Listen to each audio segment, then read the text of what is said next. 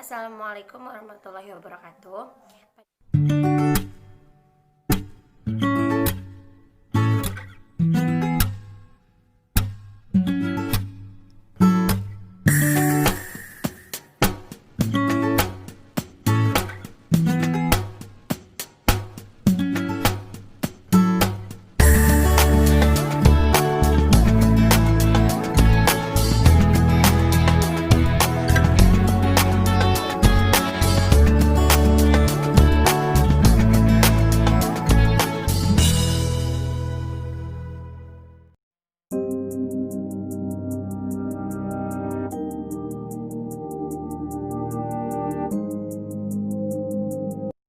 Agar mahasiswa dapat mengamati atau mempelajari sifat koloid efek tindal.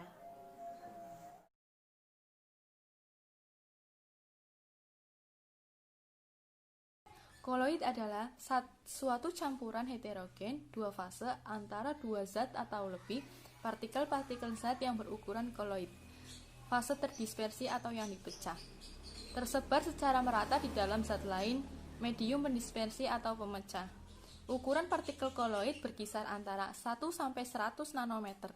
Ukuran yang dimaksud dapat berupa diameter, panjang, lebar, maupun tebal dari suatu partikel. Jenis-jenis koloid dibagi menjadi 3, yaitu sol, fase terdispersi padat, emulsi, fase terdispersi cair, dan buih, fase terdispersi gas. Yang pertama, sol atau fase terdispersi padat. Sol dibagi menjadi 3, sol padat, sol cair, dan sol gas. Sol padat adalah sol dalam medium pendispersi padat, contohnya paduan logam, gelas warna intan hitam. Yang kedua adalah sol cair. Sol cair adalah dalam medium pendispersi cair, contohnya ada cat, tinta, tepung dalam air. Kemudian yang ketiga, sol gas adalah sol dalam medium pendispersi gas, contohnya ada debu di udara dan asap pembakaran. Kemudian yang kedua ada emulsi, fase terdispersi cair. Emulsi dibagi menjadi 3, ada emulsi padat, emulsi cair, dan emulsi gas. Emulsi padat adalah emulsi dalam medium pendispersi padat, contohnya ada jeli, keju, mentega, dan nasi. Yang kedua ada emulsi cair adalah emulsi dalam medium pendispersi cair, contohnya ada susu, mayones, krim tangan. Kemudian yang ketiga ada emulsi gas. Emulsi gas adalah emulsi dalam medium pendispersi gas, contohnya ada hairspray dan obat nyamuk. Yang ketiga ada buih atau fase terdispersi gas. Buih dibagi menjadi 3, yaitu buih padat, buih cair, dan buih gas. Buih padat adalah buih dalam medium pendispersi padat, contohnya ada batu apung, marshmallow, karet busa, dan styrofoam. Buih cair adalah buih dalam medium pendispersi cair, contohnya ada putih telur yang dikocok dan busa sabun. Sifat koloid dibagi menjadi 3, yaitu efek tindal, gerak Brown, dan sifat listrik. Yang pertama saya akan menjelaskan efek tindal, karena yang akan saya praktekkan adalah efek tindal. Efek tindal adalah efek yang terjadi jika suatu larutan terkena sinar. Pada saat larutan sejati disinari dengan cahaya, maka larutan tersebut tidak akan menghamburkan cahaya.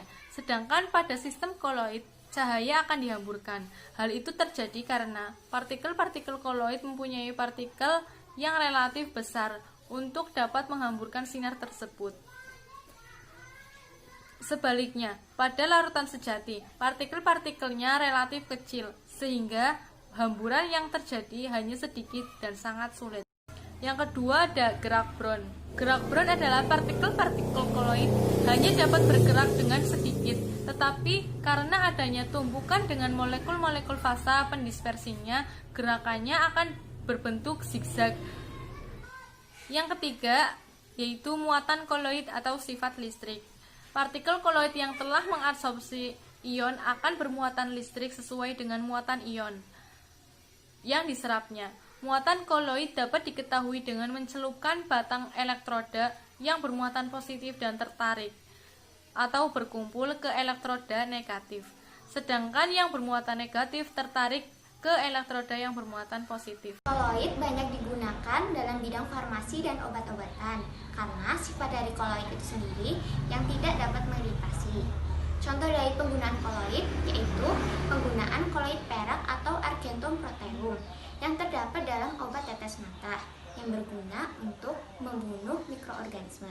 Contoh yang lain yaitu penggunaan plasma protein yang dapat membuat obat terikat dalam darah.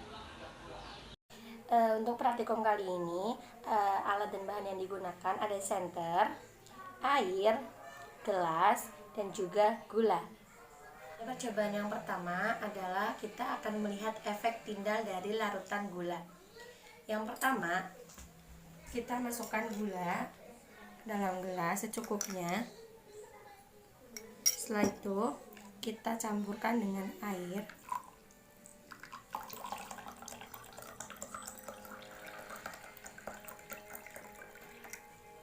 Setelah itu, kita aduk sampai merata.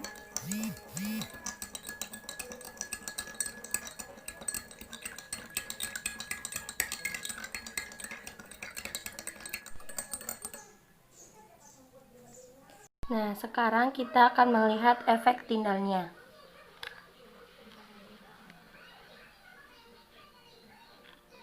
Pada larutan gula, cahaya terlihat jelas, dapat diteruskan pada sisi lain gelas. Ya, sampel selanjutnya ada garam dan 1 gelas air mineral. Alat yang digunakan ada gelas kaca dan sendok atau pengaduk. Langsung saja ya. Garam, 1 sendok garam dimasukkan ke dalam 1 gelas air mineral.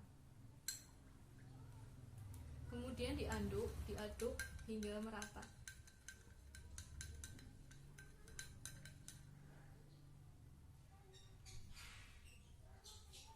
Didiamkan selama beberapa menit. Mari kita melihat efek tindal dari campuran garam dengan air. Terlihat bahwa campuran garam dengan air merupakan sifat larutan sejati karena cahaya dapat menembus sisi lain gelas dan larutan terlihat stabil dan jernih.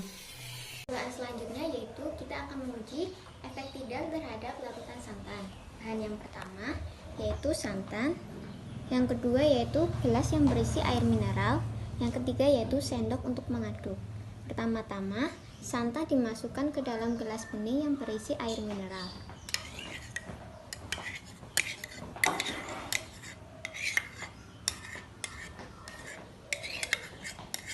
Selanjutnya kita aduk.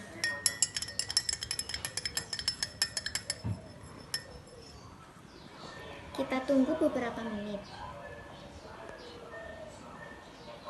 Setelah didiamkan beberapa menit, di sini terlihat bahwa larutan santan larut dan cahaya tidak dapat tembus dalam larutan, tetapi dalam larutan cahaya akan berpendar. Percobaan selanjutnya yaitu melihat efek tindal dari larutan susu. Alat bahan yang digunakan di sini ada susu, kemudian gelas bening yang berisi air, sendok sebagai pengaduk, dan juga senter. Kemudian susu dituangkan ke dalam gelas yang telah berisi air,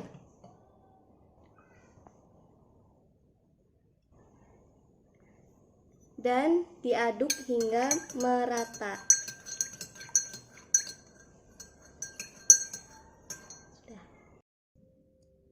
Selanjutnya kita amati menggunakan senter. Pada larutan susu, cahaya tidak dapat diteruskan menembus sisi lain gelas, melainkan dibiaskan ke segala arah oleh partikel. Partikel yang tidak terlihat tampak sebagai titik-titik terang. Percobaan selanjutnya kita akan melihat efek tindal dari larutan kopi. Alat bahan yang harus dipersiapkan yaitu serbuk kopi, kemudian gelas bening yang berisi air mineral, lalu ada sendok untuk mengaduk. Kemudian serbuk kopi ini kita masukkan ke dalam gelas bening yang berisi air mineral.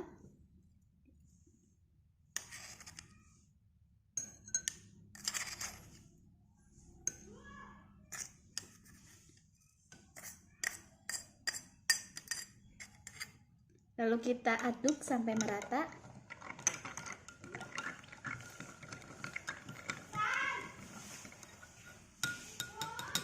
Setelah merata, lalu kita diamkan sebentar. Kemudian setelah didiamkan beberapa menit, lalu kita amati menggunakan senter. Di sini terlihat bahwa larutan kopi ini terbentuk dua fase yang heterogen yang perlahan-lahan akan mengendap dan cahaya tidak dapat tembus ke dalam larutan, tetapi di dalam larutan cahaya akan berpendar.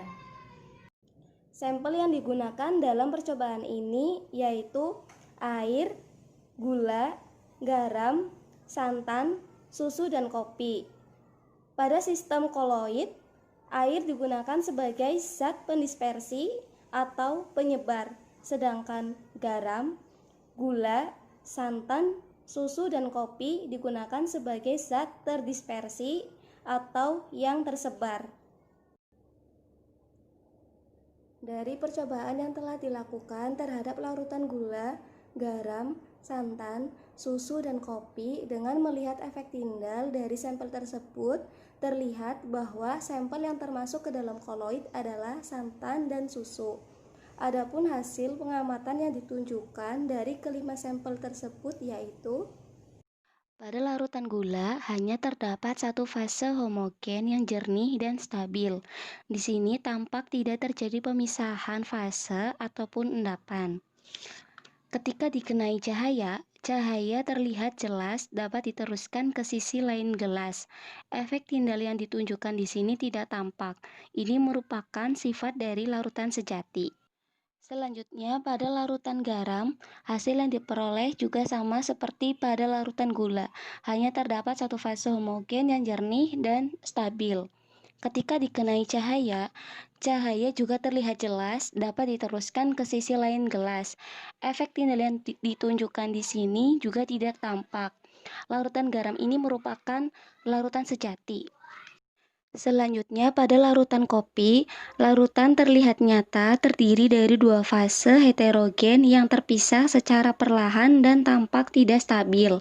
Ketika dikenai cahaya, cahaya tidak tembus, tetapi dalam larutan cahayanya berpendar. Perpendaran cahaya ini disebabkan karena partikel di dalam larutan kopi ini. Larutan kopi ini merupakan larutan suspensi. Pada larutan susu, larutan tampak terlihat hanya satu fase meskipun sebenarnya ada dua fase atau bahkan lebih. Terlihat keruh, tampak stabil, namun campuran ini dapat terpisah akibat proses pemanasan dan pendinginan. Ketika dikenai cahaya, cahaya tidak dapat diteruskan menembus sisi lain gelas, melainkan dibiaskan ke segala arah oleh partikel. Partikel yang tidak terlihat tampak sebagai titik-titik terang. Ini merupakan koloid. Dan yang terakhir yaitu pada larutan santan. Pada larutan santan tampak terlihat hanya satu fase, meskipun sebenarnya larutan santan ini terdapat dua fase atau bahkan lebih. Keruh, tampak stabil, namun campuran ini dapat terpisah akibat proses pemanasan dan pendinginan. Ketika dikenai cahaya, cahaya tidak dapat diteruskan menembus sisi lain gelas, melainkan dibiaskan ke segala arah oleh partikel, sama seperti pada larutan susu. Ini merupakan koloid. Dari percobaan yang telah dilakukan, maka dapat disimpulkan bahwa efek Tyndall adalah efek di mana kita memberikan cahaya kepada larutan. Dari kelima sampel yang telah diamati, susu dan santan masuk ke dalam koloid karena dengan melihat efek Tyndall dari sampel tersebut. Cahaya yang dihasilkan tidak dapat tembus atau diteruskan ke sisi lain pada gelas, melainkan dibiaskan ke segala arah oleh partikel.